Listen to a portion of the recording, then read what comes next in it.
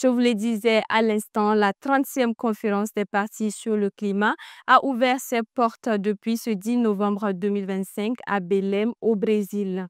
Ce lundi 17 novembre 2025 marquait ainsi une étape décisive dans la participation du Burkina Faso à cette rencontre mondiale sur les changements climatiques.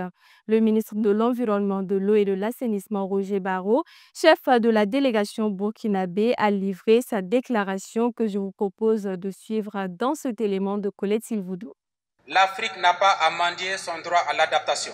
C'est l'une des lignes marquantes de la déclaration du Burkina Faso à la 30e conférence des partis sur le climat, prononcée ici par le ministre en charge de l'Environnement, Roger Barrot.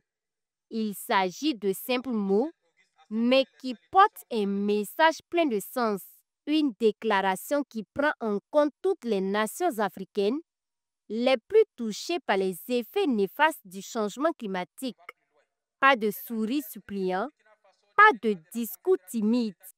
Ceux qui ont le plus émis les gaz à effet de serre doivent assumer la plus grande part en triplant leur effort financier pour l'adaptation, interpelle le chef de la délégation burkinabé. La justice climatique exige des financements multipliés, accessibles et majoritairement des subventions. Maintenir le cap de 1,5 degré Celsius n'est pas une ambition. C'est un devoir moral envers l'humanité. Ce devoir de responsabilité et de justice ne devrait en aucun cas être considéré comme une aide aux pays les moins industrialisés.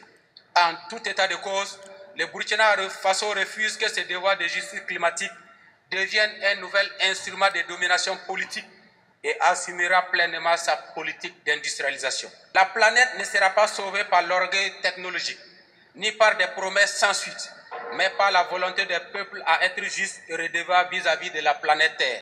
Plusieurs actions sont menées par le Burkina Faso en matière d'atténuation et d'adaptation face aux effets néfastes du changement climatique.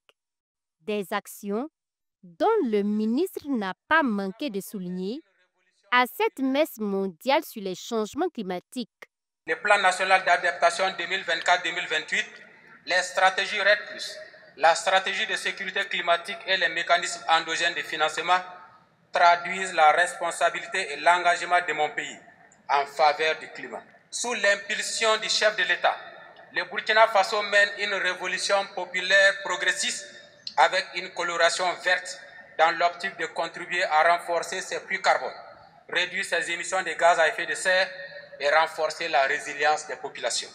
J'en veux pour preuve l'ère patriotique pour reverdir le Faso, plus de 5 millions d'arbres plantés en une heure, la mise en place de 80 bosquets à plantes médicinales, l'opérationnalisation des systèmes d'alerte, la vulgarisation de l'énergie solaire et des initiatives de gestion intégrée des ressources en eau. Un système national MRV pour garantir la transparence et la redevabilité. Ainsi, mon pays honore pleinement ses engagements pris dans le cadre de l'accord de Paris à travers sa CDN 3.0, plus ambitieuse qui vise une réduction de 30,87% des émissions d'ici 2030 avec un coût global de 7,5 milliards US, donc 2,8 milliards à rechercher. J'appelle à cette survie une forte mobilisation des ressources. Le premier responsable du département de l'environnement a saisi aussi l'occasion pour exprimer sa satisfaction pour l'organisation de cette conférence qui se tient au Brésil en pleine forêt amazonienne. Débutée le 10 novembre, les activités de cette COP30 se poursuivront jusqu'au 21 novembre prochain.